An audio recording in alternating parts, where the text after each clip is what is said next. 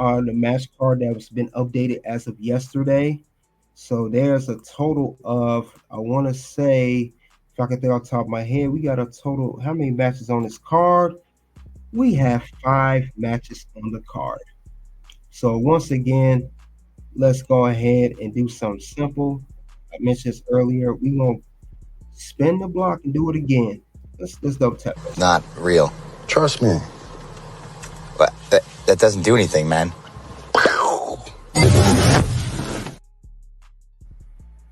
All right, so let's go over the matches here.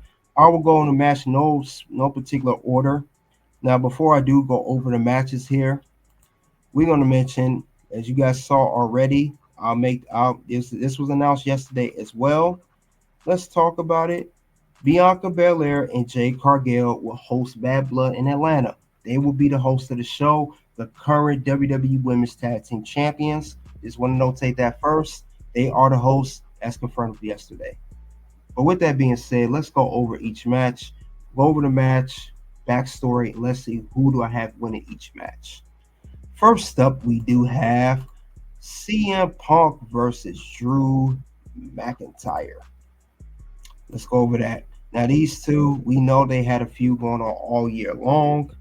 We know that, CM Punk and Drew had 2 matches prior. We know that it all started when Drew, injured CM Punk with tricep the Royal Rumble, said he prayed for this. CM Punk's been screwing Drew over and over again, countless times, Money to Bank, WrestleMania, a Clash at the Castle. You guys know the whole story if you follow it. But other than that, CM Punk won the last match and strap match, which is at Bash in Berlin. And this is going to be the final match of this, and this is a special match.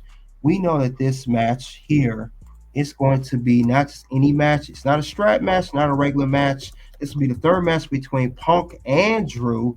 This time it will be a Hell in a Cell match. Now for this match, like I said, my prediction right now, who I have winning, I would say CM Punk. It makes sense for him to do it. This feud needs to end. As much as I enjoyed the feud all year round, it needs to end at some point. And Hell in a Cell, we know, for fans that do follow wrestling, know that Hell in a Cell is the last match of a feud. It ends everything. There's an end to it. Bon voyage. That's it. No more to that. After the Hell in a Cell match is over, there'll be no more of this match, period. And it's the best way to end this feud because it's been definitely a great feud. Back and forth, Drew and Punk with the promos, everything, interaction, everything. So it'll only be fitting to have it in that way. But like I said, I like both competitors. I like Punk. I like Drew. But we know at some given point it has to end. And I think this would be the best way to end this whole feud for that matter. I think it'd be the best way to do it. And there's no other way. And then these two can finally move on. I know CM Punk said at the end of Bashing after they matched in Bash in Berlin that he has aspirations to go after the World Heavyweight Championship. Is currently held by Gunther. We know that. We know that's the whole situation with that. So do not be surprised, if he goes immediately for the world title. Well, in that, it has to end, though. And Drew, I don't know what's going to happen with him as far as that goes, but I will say that he's going to move on. These two have to move on because at this point, if this continues on, if it does, the feud is going to get really sour, and it's not going to have any more purity as it should, and that's what we don't not want in this feud. That's the last thing we want in this feud. So I would prefer it to end on a good note and a high one as well. That's how it should end. I would not want it to end any other way. Because I'm telling you, if you do it this way, you keep having these guys feuding with each other, you're gonna upset the fans, and then the fans are gonna say, you know what? I don't even want to care how this match ends at this point. And some may even say that now for that matter.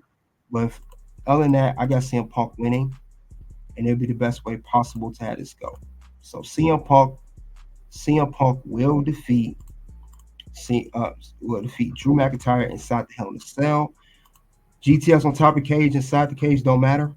He will defeat him no matter what. And I expect Seth Rollins to probably show up. He may pop out after to sell something with Punk or whoever. But either way, CM Punk is going to finish this. Next match we have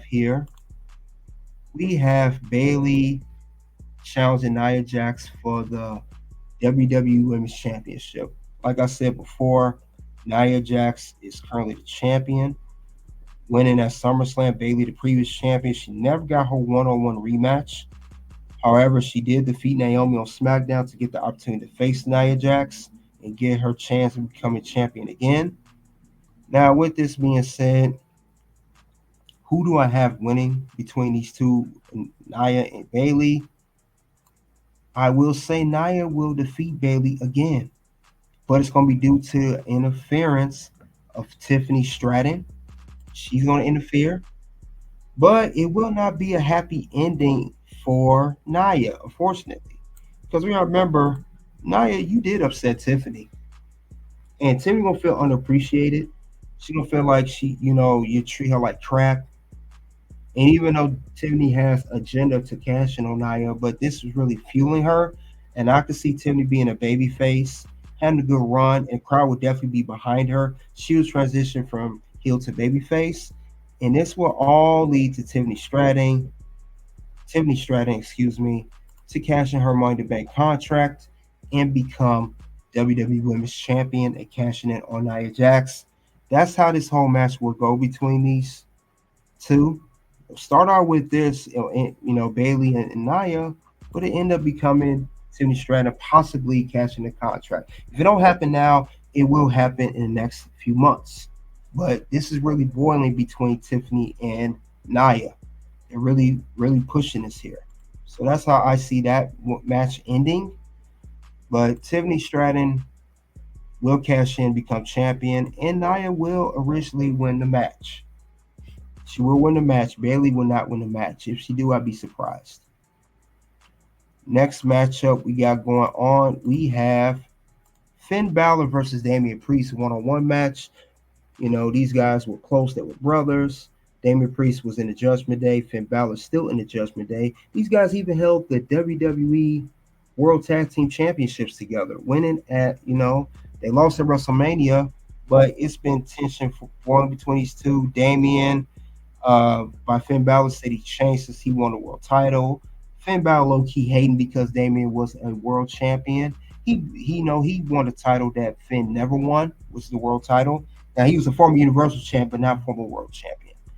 Either way, we see that every time Damian gets his hands on Finn, Judgment Day steps in. But now he gets a one-on-one match against Finn Balor. Now, who do I see winning between Damian and Finn Balor? I got Damian Priest winning. Damian Priest will defeat Finn Balor.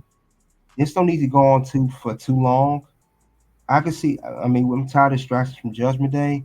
Let Damian defeat Finn Balor, get the South of Heaven, and if people do try to interfere, don't expect LWO to probably step in to even the score with a Judgment Day or anybody else for that matter. Anybody got beef with Judgment Day on Raw, they're gonna chime in, even the score, and let Damian put that work to Finn Balor and get the win. So Damian Priest for the win. He will defeat Finn Balor in a one-on-one match. Let's get on to the next matchup. We have Liv Morgan, the Women's World Champion, against Rhea Ripley. We know that Dominic Mysterio will be locked in a shark cage. Now, Rhea Ripley, the last time she challenged for the Women's World title was at SummerSlam until Dom betrayed her, and he aligned himself with Liv. He gave her a big, nice kiss afterwards, confirming them to be a couple. They've been a couple ever since.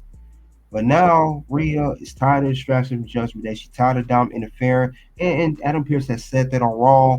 Dominic Mysterio, every women's world title match, you always interfere, whether it's SummerSlam, costing Rhea, whether it's at, back at King and Queen of the Ring, when Liv won a title, when Becky lost her title. So It was good story to put him into a locked in shark cage. And I would say, who do I have winning the matchup between Rhea and Liv? Despite Rhea getting hot, is a good baby face. I still have Liv Morgan retaining and still continuing her run as Women's World Champion. Now, here's a little caveat to the story. Why will she retain this time? Because you got to think about it. Dominic Mysterio will be locked in still tank. I don't think Judgment Day will help on her behalf. They'll try. I think there's going to be one factor there. Who's the X factor in this whole situation? And I think it will be Raquel Rodriguez. She will make her return to WWE. We know that she's been cleared and she's training right now. You know, she had the mast cell, I think, that condition with her skin. It's cleared up. She's getting better. I think she's ready to go. I think she will be returning Bad Blood, but it's not to help Rhea. It was to cost Rhea the title. Remember, she had history against Rhea. Her and Rhea had a rivalry. She even challenged Rhea for her Women's World Championship. You know, back when Rhea was champion at Payback last year, and also on Raw with Dominic Mysterio interfering. And she also has history with Liv Morgan being what two-time women's tag team champions. I think she's gonna come back. She'll help Liv. You know, she'll cost Rhea, and then boom. Next thing you know it, Raquel Rodriguez will align herself with Liv Morgan and Dominic Mysterio, and maybe be an extension of the Judgment Day, or at least an alliance, so to speak. But I do not see Rhea Ripley walking out of Bad Blood as the Women's World Champion. I don't see it happening. I think I see Liv Morgan retaining. So that's my prediction on that. I got Liv Morgan retaining her Women's World Championship.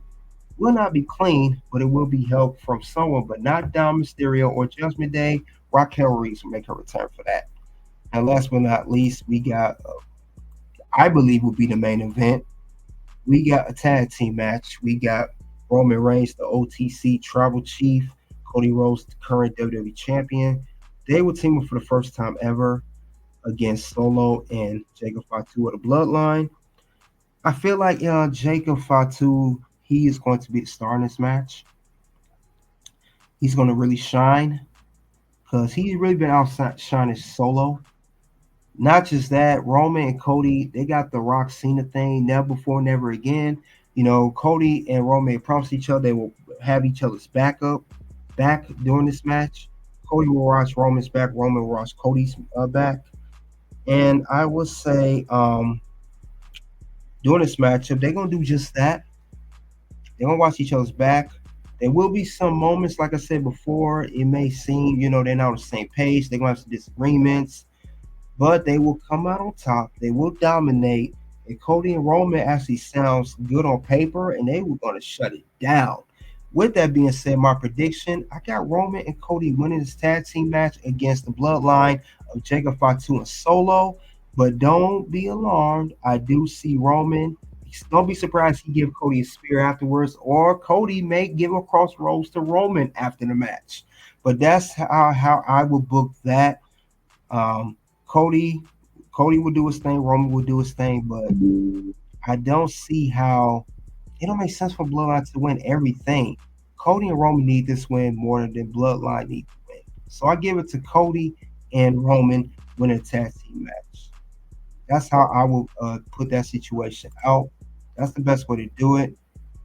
And that's all I have regarding Bad Blood early predictions. This will be the Bad Blood match card early predictions, and I have the predictions set. These are the people I have winning each match. Bad Blood will be next week in Atlanta. It'll be next Saturday, and it's going to be a great show. Can't wait to see how that's going to go down.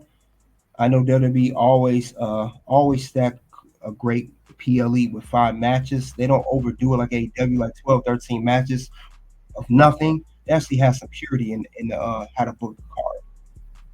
So that's all I have regarding. You guys let me know in the live chat and in the comment section below. What do you think of the whole Bad Blood early match predictions? Who do you have winning each match?